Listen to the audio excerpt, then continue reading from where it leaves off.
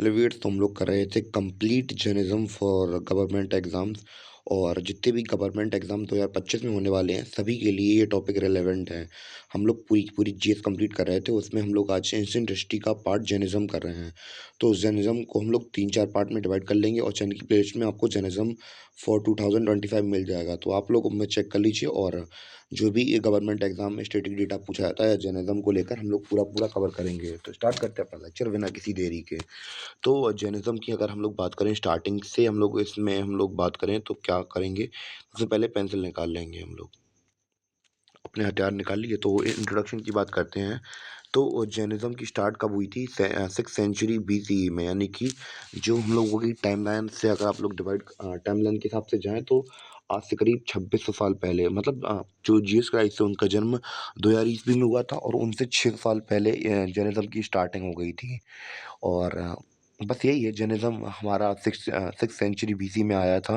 तो time period जो timeline होती है उसको अगर आपको डिवाइड करना आता है तो कोई दिक्कत नहीं, वरना मैं बता दे रहा हूँ कि जो जीसस क्राइस्ट थे 2000 साल पहले हुए थे, उनसे पहले का टाइम पीरियड को हम लोग बीसी कहते हैं और उसके उनके बाद के टाइम पीरियड को हम लोग एडी कहते हैं। तो उसी हिसाब से हमने टाइम डिवाइड कर लिया। तो यहाँ पे 6th सेंचुरी बीसी यानी कि जीसस क्राइस्ट के जन्म होने से पहले की बात है, अप्रॉक्स 2600 साल पहले की।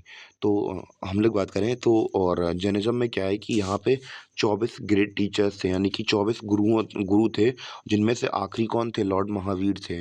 और अगर हम लोग पहले की बात करें तो पहले कौन थे? हमारे ऋषभदेव। तो ये हमारे पहले थे। और लॉर्ड महावीर हमारे आखिरी मतलब जैनिज़्म के टीचर थे। और इनके जो टीचर्स होते हैं वो अप्रॉक्स, उनकी गिनती कितनी है, वो 24 हमारे टीचर थे। कितने थे? 24 टोटल जैनिज़्म के अंदर 24 टीचर्स होते हैं। और उन्हें क्या कहा गया था? उन्हें तीर्थंकर कहा गया है। जिन्होंने क्या अटेन कर लिया? नॉलेज अटेन कर ली है, मतलब ज़िंदगी में ज़िंदा रहते-रहते उन्होंने सभी ज्ञान की प्राप्ति कर ली है। और अब क्या करते हैं वो लोग? उपदेश देते हैं। तो यही हमारे क्या थे? तीर्थंकर थे। और आखिरी तीर्थंकर कौन थे? मैंने अभी हाल आपको बताया कि लॉर्ड महावीर थे। और पहले कौन से थे? ऋषभदेव थे। हमारे लिए इम्पोर्टेंट यही है। और जो जैन वर्ड है ये निकला है किससे? जिना और जैना से, जिसका मतलब होता है जीतना, अपनी इंद्रियों को, अपनी इच्छाओं को जीतना। तो फिर बेसिकली ये तीर्थंकर वही होते थे, अपनी इच्छाओं को जीत लेते थे। अब हम लोग बात करेंगे जैनिज़्म के 3 मेन पिलर्स की वजह से, जिसके बेस पे जो हमारा जैन धर्म है वो टिका हुआ है। तो सबसे पहला इसमें लॉ क्या है? राइट फेथ, यानी कि इसे हम लोग सामाक्य आस्था या फिर हम लोग दर्शन कह सकते हैं, यानी कि सही विश्वास। हमें सही चीज़ों पर विश्वास रखना चाहिए। दूसरा कॉन्सेप्ट हमारा राइट नॉलेज, यानी कि हमारे पास सही ज्ञान होना चाहिए। और तीसरा ये है कि राइट कंडक्ट, यानी कि हमारा आचरण, यानी कि हमारे कर्म ऐसे हों जो कि अच्छे हों। तो ये 3 कॉन्सेप्ट हमारे किसके हैं? मेन पिलर्स हैं जैनिज़्म के। और हम लोग अब बात करेंगे लॉर्ड महावीर के बारे में, क्योंकि जैनिज़्म को इन्होंने सबसे ज़्यादा प्रचार किया था। तो इनके बारे में बेसिक जानकारी हमारे गवर्नमेंट एग्ज़ाम में पूछी जाती है। तो ये बिहार का मैप है और ये वैशाली के पास इनका जन्म हुआ था। इनके गाँव का नाम क्या था? इनके गाँव का नाम था कुंदाग्रामा। तो फिर वहीं पे इनका जन्म हुआ था। इनके अगर रियल नेम की बात किया जाए तो इनका रियल नेम क्या था? वर्धमान महावीर इनका नाम था। और इनका जन्म हुआ था 540 बीसीई में। और कहाँ पे? कुंदाग्राम में, वैशाली के पास में। और इनके पापा का नाम सिद्धार्थ था, और जो कि क्या था? जिंतरक प्लेन के क्या थे? चीफ थे, यानी कि सरदार थे। यानी कि बहुत अच्छी फैमिली से आते थे। जैसे कि हम लोग अगर बुद्धिज्म में बात करते हैं या फिर जैनिज्म में बात करते हैं, तो ये लोग कोई छोटी-मोटी फैमिली से नहीं आते थे, राजघरानाओं की फैमिली से आते थे। तो ये वाला सीन था इनका। सॉरी फॉर दैट, पर लेक्चर थोड़ा उल्टा शूट हो गया था, उसके लिए सॉरी। अब मैंने सही कर लिया, मैंने ध्यान नहीं दिया इसके ऊपर। और इनकी मम्मी का नाम क्या था? इनकी मम्मी का नाम था त्रिशाला, जो कि एक लिच्छवी प्रिंसेस थी, यानी कि लिच्छवी प्रिंसेस ऑफ नेपाल। तो लिच्छवी नेपाल में है अभी, मतलब प्रेजेंट में कहा जाए तो। और इनकी वाइफ थी यशोदा।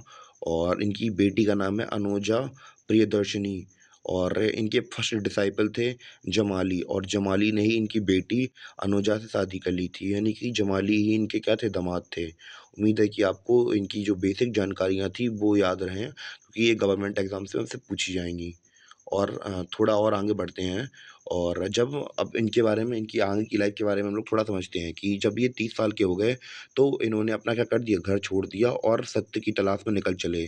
और 42 साल की उम्र में यानी कि 12 साल घोर तपस्या करने के बाद इन्हें क्या हुई, जो स्पिरिचुअल नॉलेज थी वो मतलब वो ग्रहण हुई और जिससे क्या इनकी जो जैन धर्म होता है उसमें क्या कहा जाता है, कायवल्या कहा जाता है, यानी कि ज्ञान की प्राप्ति हो गई इन्हें। और ये 42 साल की कहाँ 42 साल की उम्र में कहाँ पे एक साल ट्री था और गाँव को वो रिज पुलिका रिवर थी और उसके किनारे एक गाँव बसा था जिसका नाम क्या था, जिरिम भी ग्राम। तो जो कि गाँव था वहीं पे एक साल का ट्री था, उसके नीचे ये बैठे थे और इन्हें वहाँ पे ज्ञान की प्राप्ति हुई थी। अब जब ज्ञान की प्राप्ति हुई तो ज्ञान जब आता है आदमी को तो देना भी तो पड़ता है दूसरों को। तो इन्होंने अपना ज्ञान पहले सरमन कहाँ पे दिया था, यानी कि पहला उपदेश कहाँ पे दिया था? पावा में दिया था। और हर तीर्थंकर के साथ हम लोग बात करें कि एक सिंबल जुड़ा हुआ होता था। और जो उनमें से अगर हम लोग बात करें महावीर का, तो महावीर का सिंबल क्या था? एक लॉयन था। तो ये कुछ इनके बारे में इम्पोर्टेंट जानकारियाँ थी।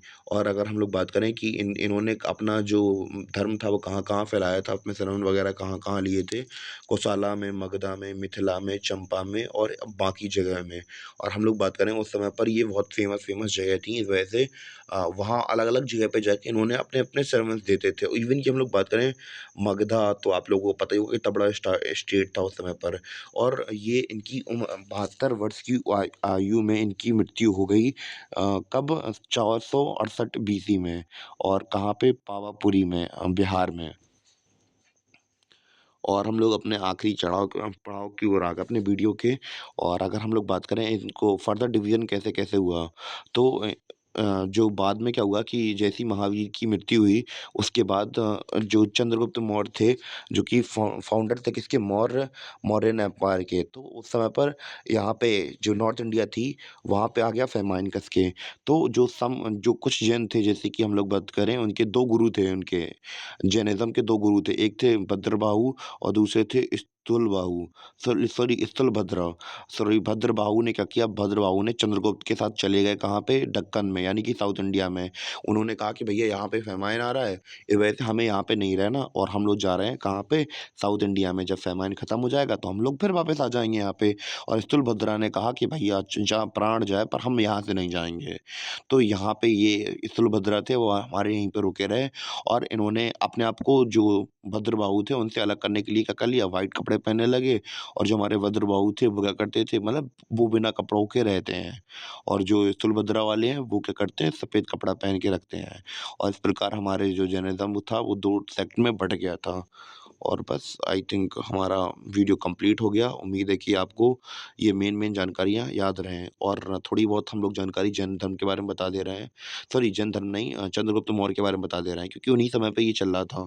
तो हम लोग बात करें कि जो एक्चुअली जो मौर्यन एम्पायर था उसकी कब से कब तक चला था, वो 322 ईस्वी में हमारे क्या थे, मगध के राजा कौन बन गए? चंद्रगुप्त बन गए थे। चंद्रगुप्त मौर्य के बाद हमारे बिंदुसारा आए थे। बिंदुसारा के बाद अशोका आए थे।